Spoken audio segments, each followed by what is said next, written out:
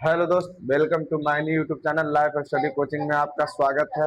आज हम class 9th का प्रश्नावली 3.3 प्रश्नमाला 3 के डी यानी 3 के डी पढ़ने वाले हैं, जो कि क्लास 9th का है। प्रश्नमाला 3 के डी यही ना है जी। सब्जेक्ट मैथ, क्लास 9 प्रश्नमाला 3 के डी। क्वेश्चन नंबर 12 का फर्स्ट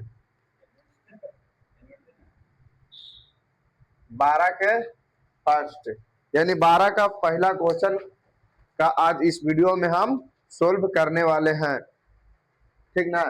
तो क्वेश्चन जो दिया गया है कि गुणनखंड ज्ञात कीजिए। क्या दिया गया है?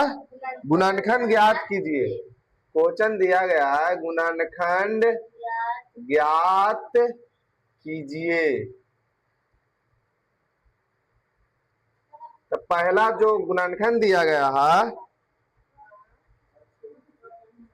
y minus Z Q plus Z minus X Q plus X minus Y के क्यू। यही ना प्रश्न दिया गया है जी। प्रश्न दिया गया है y माइनस जेड के whole cube plus Z minus X के whole cube plus X minus Y का होल क्यू। ये प्रश्न दिया गया है, ये प्रश्न दिया गया है, हमें गुणनखंड ज्ञात करना है। तो हम जानते हैं, क्या जानते हैं कि यदि हम ई जानते हैं कि a plus B plus C बराबर 0 होता है। a plus B plus C बराबर a plus B plus C बराबर 0 हो तो A cube plus B cube plus C cube बराबर 3ab होता है कि नहीं? 3abc, यस या no? A plus B plus C बराबर 0 हो तो A cube plus B cube plus C cube बराबर 3ab होता है कि नहीं? यही फॉर्मूला ना होता है। आए? तो हम यहां से करेंगे हल। क्या लिखेंगे?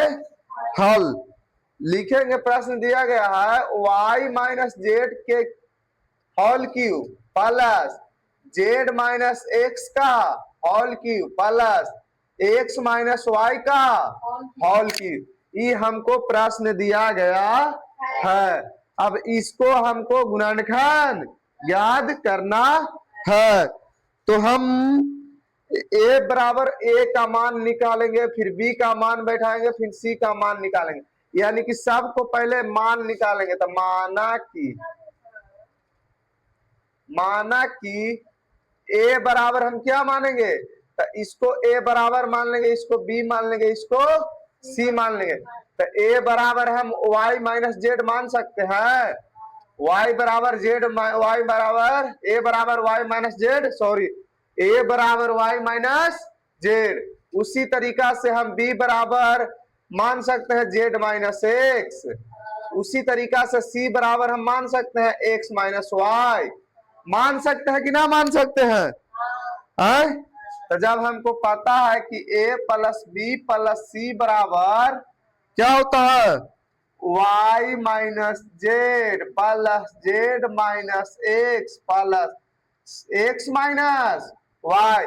हमें पता है a plus B plus C बराबर 0 होता है, तो इधर तो भी 0 आना चाहिए। y minus Z plus Z minus X plus X minus Y बराबर भी तो 0 आना चाहिए। देखिए तो y से y कट गया, जितना प्लस में उतना ही माइनस में, जितना प्लस उतना ही माइनस, जितना माइनस उतना ही प्लस, जितना माइनस उतना ही प्लस। यानी कि यहां से भी साबित हो गया कि a plus B plus C बराबर 0। यहां से भी साबित हो गया ना जी कि a plus B plus C बराबर 0। यही ना? यहां से साबित हो गया। तो इतना बराबर फॉर्मूला क्या लिखा गया था? लिखा गया था A cube plus B cube plus C cube plus बराबर 3ab।